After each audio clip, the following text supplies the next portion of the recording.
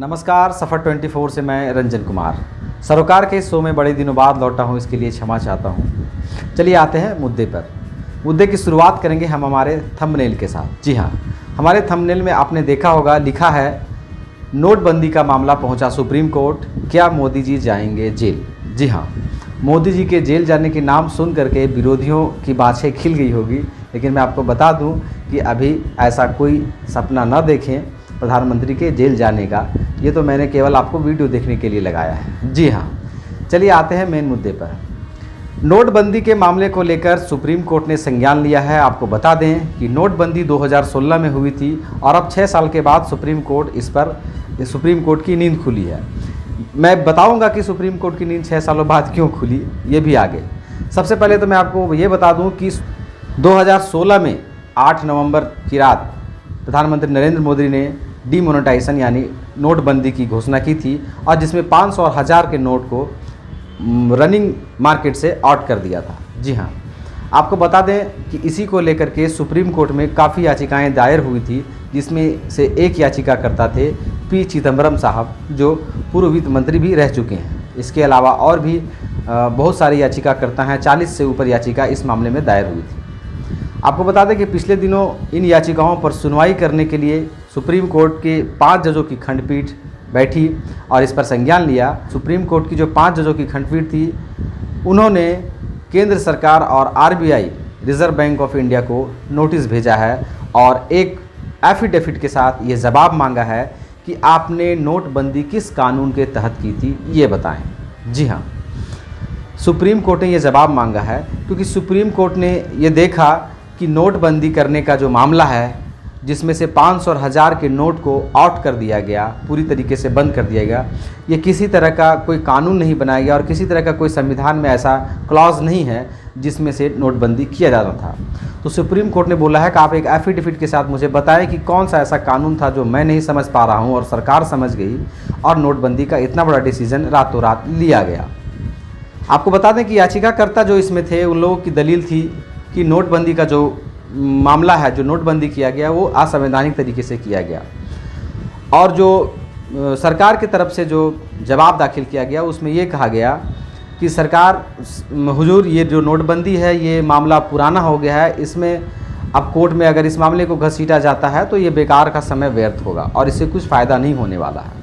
दूसरी बात, सरकार की तरफ से जो दलील दी गई कि जो क्लॉज आप बता रहे हैं, जो लॉ, जो कानून पूछ रहे हैं कि किस संवैधानिक धारा के तहत नोटबंदी किया गया था, 500 और 1000 के नोट को बाहर किया गया था, तो उन्होंने बताया कि संविधान की धारा, आरबीआई की संविधान की धारा 26(2) के तहत नोटबंदी की गई थी। मैं आपकी जानकारी के लिए बता दूं कि आरबीआई की जो अधिनियम है, जो धारा है 26(2), उसमें ये कहता है कि अगर आप किसी नोट को बंद कर रहे हैं तो वो एक सीक्वेंस का नोट होना चाहिए, जिस पर ये गवर्नमेंट को लगे कि हाँ, इस सीक्वेंस का नोट बाज़ार में डुप्लीकेट चल रहा है इतना मात्रा में, तो वो उस सीक्वेंस तक ही बंद करना है, न कि पूरे के पूरे एक नोट को ही हटा दिया जाए। जैसे अब मान के चलिए कि 500 का जो नोट था, अगर सरकार को लगता है कि 500 के 5000 या 1 लाख ऐसे नोट हैं जो डुप्लीकेट चल रहे हैं इस सीक्वेंस से इस सीक्वेंस तक, तो उस क्लॉज में ये नियम है कि इसको बंद कर दिया जाए। लेकिन यहाँ तो 500 और 1000 के पूरे नोट को ही 1000 के नोट को ही बंद कर दिया गया और 500 के नोट को पूरी तरीके से चेंज कर दिया गया। तो ये जो आरबीआई का जो अधिनियम था 26(2), इसमें ये फिट नहीं बैठता है, और इसी को लेकर के संज्ञान में लेते हुए सुप्रीम कोर्ट की 5 जजों की खंडपीठ ने ये नोटिस भेजा है केंद्र सरकार को और आरबीआई को कि आप एक एफिडेविट के साथ ये बताएं मुझे कि आपने किस कानून का सहारा लिया नोटबंदी करने के लिए।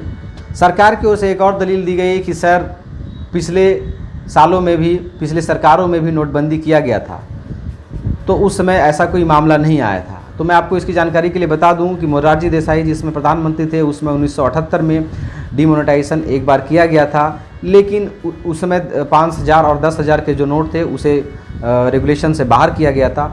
मगर उस समय जो ये इतना बड़ा जो ये नीतिगत फैसला इसे बोलते हैं, इसको लेने के लिए बाकायदा संसद में कानून बनाए गए थे, एक्ट बनाया गया था, तब ये फैसला लिया गया था।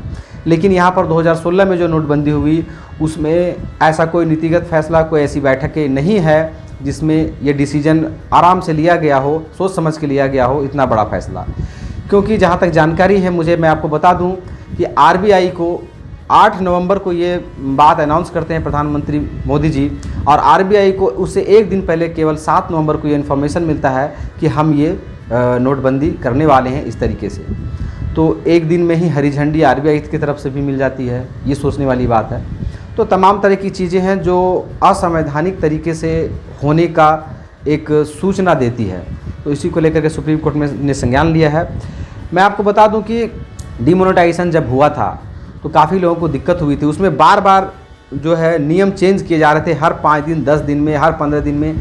सबसे पहले नियम लगाया गया कि आप 2 नोट जमा करके फिर नया नोट ले सकते हैं। फिर लोगों की भीड़ बढ़ी तो नियम चेंज किया गया कि आप 2000 से ज़्यादा नहीं निकाल सकते हैं। नोट घटने लगे तो फिर लोगों को नोट भी नहीं मिलने लगा। फिर बैंक बंद हो गया, बैंक के बाहर नो कैश का बोर्ड लगने लगा और तमाम तरह की समस्याएं आई।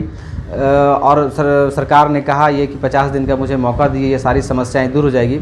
और सबसे बड़ी जो बात थी, जो नोटबंदी किया गया, इसका मेन मकसद ये था कि जो डुप्लीकेट नोट हैं, जो फेक करेंसी चल रहे थे मार्केट में, उसको बाहर करने के लिए ये नोटबंदी किया गया था।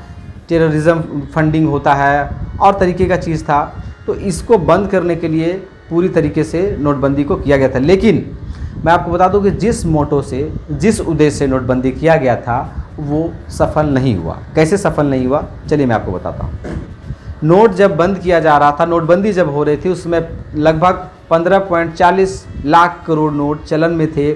और जब नोटबंदी हुई तो वापस जो नोट आए उसमें 99.3% नोट आए, मतलब कि पूरे के पूरे लगभग नोट वापस आ गए।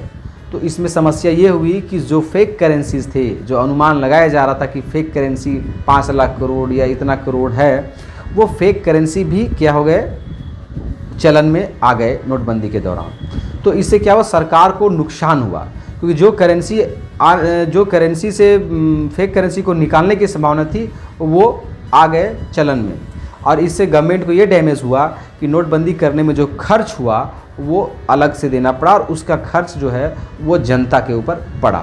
नोटबंदी से पहले जो ब्लैक मनी थी, जो जमाखोरी करके लोग ब्लैक मनी रखते हैं, वो 1.3 लाख करोड़, जी हाँ 1.3 लाख करोड़ के लगभग में थी। लेकिन नोटबंदी के बाद अब ये ब्लैक मनी लगभग 9-10 गुना बढ़ गया है। जी हाँ, ये आंकड़े बताते हैं। तो नोटबंदी का कुल मिला करके कोई फ़ायदा नहीं हुआ, बल्कि नुकसान ये हुआ कि नोटबंदी करने से लोगों की जानें गईं और लोगों को पैसे की दिक्कत हुई, और तो और फेक करेंसी चलन में आ गई। और सबसे बड़ी समस्या हुई कि जो नोटबंदी करने में खर्च हुआ सरकार का, उसका भार जनता के ऊपर पड़ गया, और कहीं ना कहीं महंगाई पर भी उसका असर दिखता है। एक बात जो मैं आपको बताना चाहता हूँ कि सुप्रीम कोर्ट ने 6 सालों तक इस बात पर संज्ञान क्यों नहीं लिया, जबकि याचिका 2016 में ही दायर हो चुकी थी, इसे मान लिया गया था। तो मैं आपको बताता हूँ, 2016 में जब नोटबंदी हुई, उसमें जो सुप्रीम कोर्ट के मुख्य न्यायाधीश थे TS ठाकुर, उन्होंने सरकार के इस कदम को गलत नहीं ठहराया था। उन्होंने कहा था कि जो डीमोनेटाइजेशन है वो जिस मकसद से किया गया है वो बहुत ही अच्छा है, और सरकार का ये कदम सही है अगर ये मकसद पूरा होता है। तो चूँकि उस समय के जो मुख्य न्यायाधीश थे, उन्होंने सरकार की तरफ से अपना वक्तव्य दिया था, इस वजह से सुप्रीम कोर्ट में ये मामला नहीं जा पाया और एक तरीके से ठंडे बस्ते में चला गया। परंतु अभी जो है मुख्य न्यायाधीश चेंज हो चुके हैं और ये याचिका संज्ञान में आ चुकी है।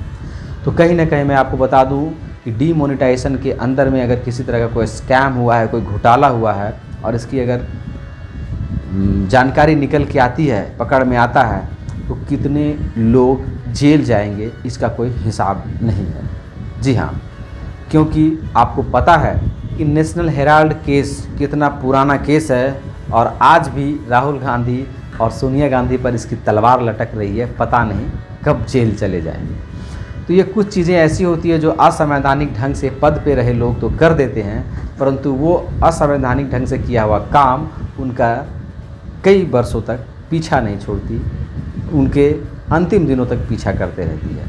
इसीलिए जब आप उच्च पद पे हैं, जब एक संवैधानिक पद पे हैं, जिम्मेदार पद पे हैं, तो गैर जिम्मेदाराना हरकत नहीं करना चाहिए, नीतिगत फैसलों में जल्दबाजी नहीं करनी चाहिए।